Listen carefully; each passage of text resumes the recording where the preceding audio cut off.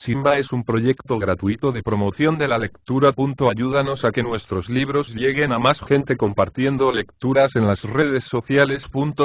Si quieres, también puedes hacer una donación para mantener el proyecto y posibilitar que nuestra biblioteca siga creciendo.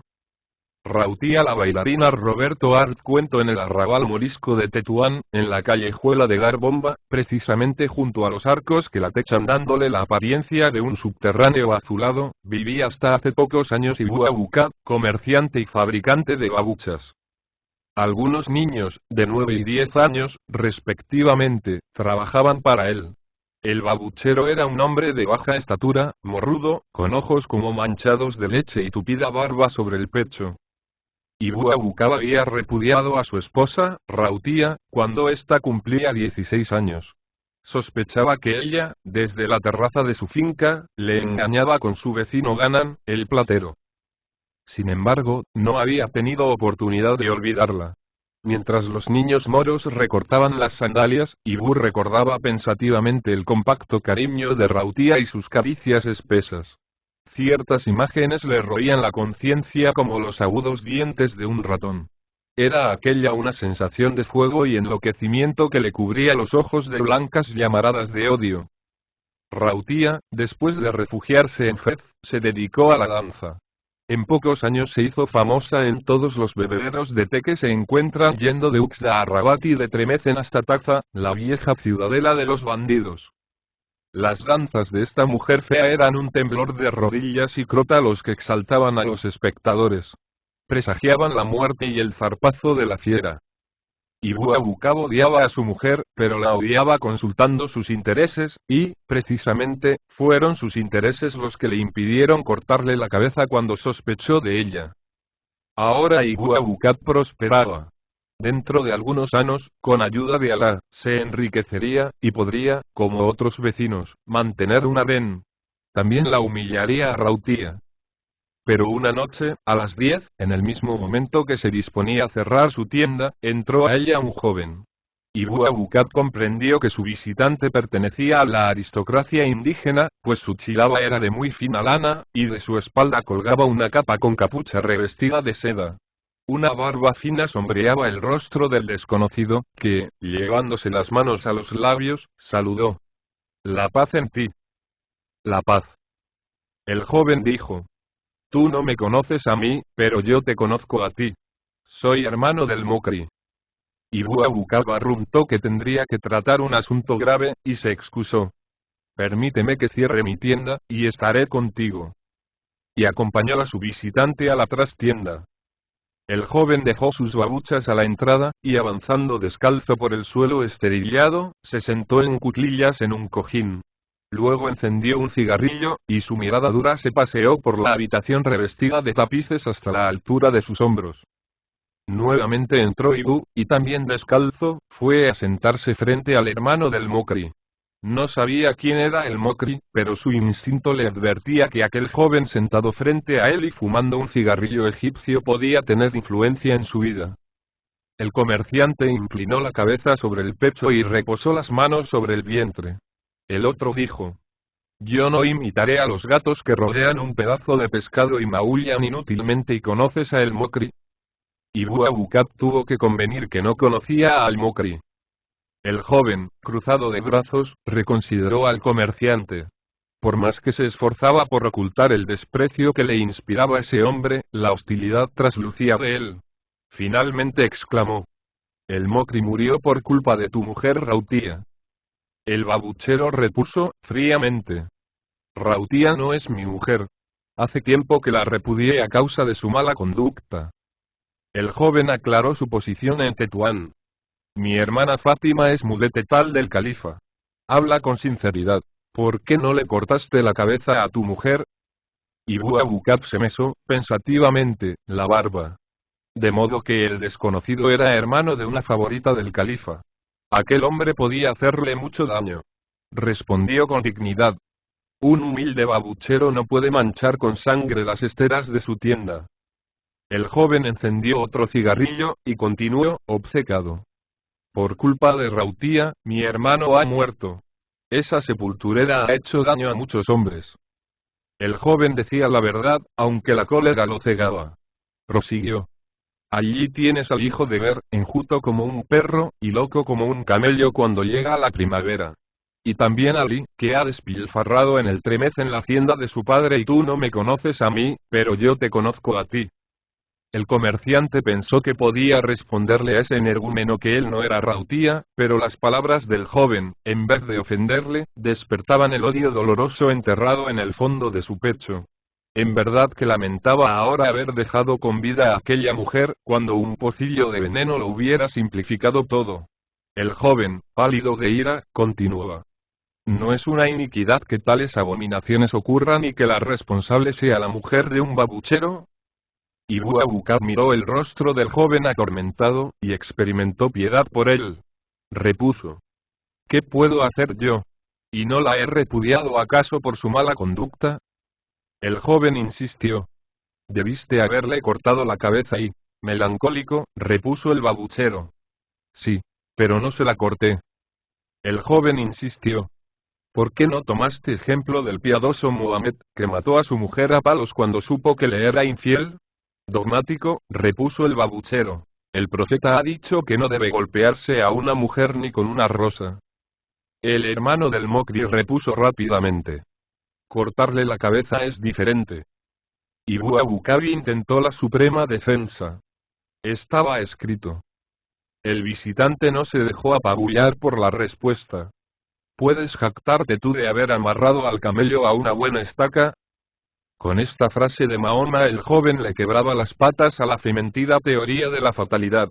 En efecto, el profeta ha escrito que el creyente no debe abandonarlo todo en las manos de Alá sino después de asegurarse que ha cumplido minuciosamente con todas las precauciones que un hombre precavido debe observar. El babuchero comprendió que la fatalidad marchaba a su encuentro. Entornó los ojos hacia los tapices del muro, y finalmente, descargando su pecho en un suspiro, preguntó. ¿Qué puedo hacer yo por tu hermano muerto y el honor de tu familia? El visitante se puso de pie, aderezó la capa sobre su espalda, y con los ojos dilatados, acercando el rostro al pálido semblante del comerciante, dijo. Invítala a tu mujer que venga a tu tienda mañana a la noche y dile que un hombre de Taza te ha ofrecido un collar de perlas. Ella es conocedora de piedras preciosas, y querrá verlo y... Salió el hermano del Mokri y el comerciante se prosternó en dirección a la Meca, y comenzó devotamente su oración. En nombre del Clemente, del Misericordioso y... Rautía, la bailarina, había corrido a través de las decepciones con el mismo gesto doloroso de un guerrero que tiene las sienes atravesadas por una saeta. Su corazón estaba empapado de odio a los hombres. Era una mujer pequeña, sombría y delgada, de manos ardientes y labios fríos. Su rostro, endurecido por la adversidad, inspiraba respeto, pero cuando sonreía, súbitamente su alargado semblante se llenaba de tanta luz e ingenuidad que hasta a los granujas más recios les temblaban las manos. Había bailado en Taza, la ciudad de los bandidos. Conocía a todos los bebedores de té, desde Uxda a Rabat, entremecen. Un cadí enloqueció al perderla. Aunque su carrera de bailarina había comenzado en los tugurios de Tánger, que están arrimados a las murallas de la época de la dominación portuguesa, su sensibilidad la había convertido en una danzarina que hacía aullar a las masas cuando se presentaba en los tablarillos. ¿Qué era lo que atraía de esa mujer fea? ¿Acaso su corazón, más seco que la arena, y un tedio cargado de versatilidad, o su enorme desprecio por el dinero, que la tornaba tan grande e inconquistable como el mismo califa, que todos los viernes acudía a la mezquita, seguido de un escuadrón y un descabalgado caballo de guerra? Esta era la mujer por quien se había perdido el Mokri. El Mokri había ido a Fez, encargado de una misión oscura acerca del sultán. Conoció a Rautía en un cabaret, y perdió la cabeza. Un mes después se ahorcaba en la casa de la bailarina. Rautía se encogió de hombros. Los hombres eran locos. Sufrían cuando eran felices por miedo a perder la felicidad. Ella no se encadenaría jamás a nadie. Pero después de 7 años volvió a Tetuán, a vivir en la entrada de la plazuela de la calle de Atarín del Sukelfuki. ¿Qué era lo que la atraía de aquel espacio empedrado con guija de río? y durante todo el día se oía disputar allí a las campesinas del Borch con los esclavos negros, cuyas motas estaban cubiertas por redecillas de conchas marinas. Las parras sombreaban con sus pámpanos las paredes encaladas y las piedras manchadas de aceite. Rautía vivía allí, a la entrada de un túnel, donde constantemente flotaba una crepuscular luz azul, en una casa cuya puerta de cedro estaba defendida por agudas puntas de hierro como la carlanca de un mastín. Frente a la casa, de las vigas que abovedaban la calle, colgaba un inmenso farolón de bronce, tallado al modo morisco. Servía a la bailarina una criada de color de chocolate, con la luna y las estrellas tatuadas en la frente, en las mejillas, en el dorso de las manos y en los talones. ¿Por qué Rautía había vuelto a Tetuán? Ella misma no hubiera podido contestarse a esta pregunta. La atraía el arrabal moruno, el batir de los tamboriles durante las noches de esponsales y la tristeza de la vida de todos aquellos esclavos, mientras que ella no era una esclava, sino que estaba libre, definitivamente libre y el exmarido, el babuchero, no le inspiraba curiosidad ni odio. Era el hombre que acumula dinero, mueve parsimoniosamente la cabeza y trata de estar bien con todo el mundo porque así conviene a sus intereses. Sin embargo, Ibu Abukar debía despreciarla. Jamás había intentado comunicarse con ella. Bajo ese silencio, probablemente se consumía un amor humillado y cargado de rencor. Quizá la hubiera olvidado, pero cuando pensaba que a ese hombre de ojos lechosos le había regalado 2 años de matrimonio, su sensibilidad se crispaba de soberbia y frialdad. No, Ibu Abukar no la olvidaría nunca. De manera que aquella mañana soleada no se extrañó cuando después de muchos años, vio entrar a su casa a la vieja Menana, nodriza de su ex marido. La anciana, después de saludarla e informarse de un montón de bagatelas, fue al asunto. Ibu Abukar desea verte y un hombre de Taza ha dejado en su tienda un collar de perlas, y quiere mostrártelo, pues sabe que tú entiendes de piedras preciosas, y él en cambio no conoce sino pellejos y babuchas. Rautía miró una mancha de luz sobre el alto muro encalado, luego fijó la mirada en su esclava, que derramaba un odre de agua en una ánfora de bordes dorados, y respondió, calmosa. Dile que iré esta noche y... Cuando Rautía, en compañía de Ibu Abukar, pasó a la trastienda del comercio comprendió que no tendría que examinar ningún collar. Un negro, con bombachas anaranjadas y chaleco verde, custodiaba la puerta por donde había entrado. Soportaba una alfombra arrollada bajo el brazo. Del centro de la alfombra salía la punta de una espada. En un cojín permanecía sentado el hermano del Mokri. El joven no se dignó responder el saludo de la mujer, pero, dirigiéndose al babuchero, le dijo: Tú puedes aguardar afuera. El babuchero salió sin pronunciar una palabra. Rautía miró en derredor. Estaba en presencia de misteriosos enemigos. El negro corrió la cortina de la entrada, y Rautía, después de examinarle despectivamente, le preguntó: ¿No eres tú el aguatero que chilla como una mujerzuela todas las mañanas frente a la tienda de Ali? El negro no respondió una palabra. Bajo el sobaco soportaba la alfombra arrollada, de cuyo centro salía la punta de la espada. El hermano del Mokri intervino. ¿Tú eres Rautía, la bailarina? Rautía miró fríamente al joven. No has respondido a mi saludo ni me has ofrecido asiento. Tu apariencia es la de un señor, pero tu conducta es más grosera que la de un esclavo. El joven se levantó, las mejillas ruborizadas de furor.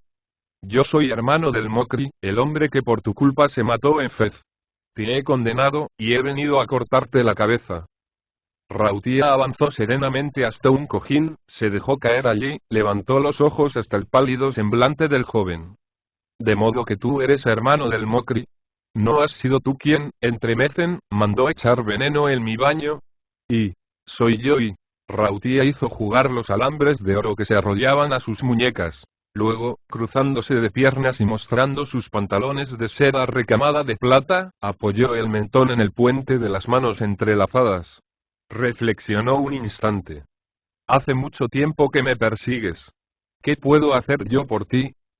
Hacer por mí.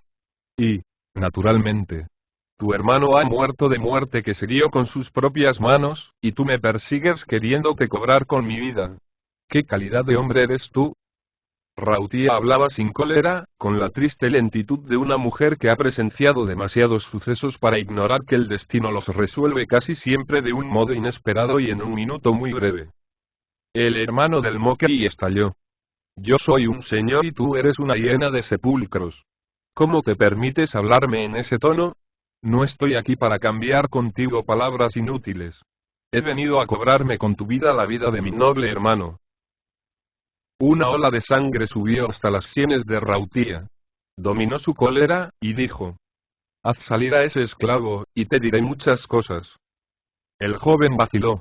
Rautía sonrió. ¿Tienes miedo de una bailarina? El joven hizo una señal al negro, y el aguatero salió con su alfombra y su espada. ¿Qué tienes que decirme? Rautía se levantó y fue a sentarse junto a su enemigo. El capuchón de su capa blanca se le había caído sobre la espalda, y su cabello enmarcaba con finas ondas su rostro largo y fino, encendido por una llama de madura gravedad. Con firmeza puso la mano sobre la espalda del joven. Yo no lo empujé a la muerte a tu hermano.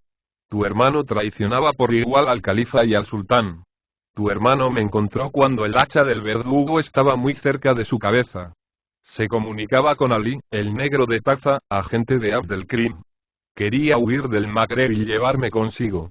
Yo no le amaba y ¿por qué iba a seguir a un hombre que ya estaba muerto? Tu hermano se había enredado con extranjeros terribles. Tu padre lo supo, y antes que el califa le cubriese de vergüenza, vino a Fez y visitó al Mokri, amenazándole matarle con sus propias manos si él no lo hacía. Y cuando tu hermano, borracho de Kif, se ahorcó en mi casa, todos los lavadores de escudillas de Fez dijeron: la culpable es Rautía. El joven reflexionó. Tus palabras son graves e increíbles. ¿Qué pruebas tienes? Mi padre ha muerto. Mi hermano también. Los franceses han fusilado al negro Ali. ¿Cómo creerte? Rautía frunció el ceño. Yo ignoraba, cuando venía hacia aquí, que encontraría al enemigo de mi vida. Hablaba, pero sus manos continuaban jugando con las ajorcas de oro. El hermano del Mokri se sintió afectado por esa calma. La bailarina le dominaba a su pesar con aquella infinita serenidad. Estás mintiendo. Mírame a los ojos. El hombre apartó los ojos de un versículo que en oro culebreaba en el tapiz, y los fijó en la mujer. Aquel rostro largo, fino, que había besado apasionadamente su hermano lo perturbaba. ¿Mentiría ella o no? Iría a caer entre sus garras. Lo atraía. A través de la tela de su chilaba sentía que la temperatura de aquella mano tan ardiente se iba filtrando a lo largo de su ser como un filtro de aborrecida y ansiadísima debilidad. Apelando a su voluntad, estranguló la ola de emoción que se le subía a los ojos, y, entristecido, fatigadísimo, habló como a través de un sueño, con palabras muy pesadas. Que Alá me condene si eres inocente y... Rautía comprendió que no debía esperar más, y una ajorca de oro cayó de su mano y rodó por el esterillado. El hombre se levantó y corrió hasta la ajorca, se la entregó a la bailarina, y Rautía, más angustiada que nunca, bajó la voz. Te diré algo terrible. Algo que te convencerá. Tu hermana puede dar testimonio. Y su cabeza se inclinó hacia el oído de su enemigo, que también acercó la cabeza a los labios de la bailarina. El brazo de la mujer cortó el aire como la correa de un látigo, y el mozo tuvo en el corazón la sensación de la cornada de un becerro. El puñal de Rautía se había clavado en su pecho, quiso gritar, pero únicamente pudo morder la palma de aquella mano ardiente y perfumada que le amordazaba. Y mientras las sombras de la muerte llenaban sus ojos, alcanzó a escuchar aún aquella dulce voz femenina que le decía: te he dicho la verdad y, toda la verdad y... El cuerpo del moribundo se desplomó sobre los cojines, y Rautía retiró su mano ensangrentada por la cruel mordedura. Miró en derredor. Levantó una cortinilla y entró a una pequeña habitación donde había un operario dormido. De allí pasó al jardín. Una escalerilla de ladrillo, sin pasamano, conducía a la casa de Ganan, el platero. Las estrellas lucían como faroles en el alto cielo. Las palmeras recortaban el espacio semejante a fatigados abanicos. Rautía corría a través de las terrazas como un fantasma. Las mujeres de otros harenes la veían pasar, pero con esa solidaridad cómplice que liga a todas las musulmanas, fingían no verla y... Finalmente llegó a un jardín cuyos parterres desbordaban sobre las antiguas murallas, saltó un parapeto, bajó por una escalerilla, pasó frente a un soldado español, y se encontró en la calle negra que conduce a los montes. Con rápido paso se internó en la sombra de África. Y así como Rautía, la bailarina, desapareció de Tetuán.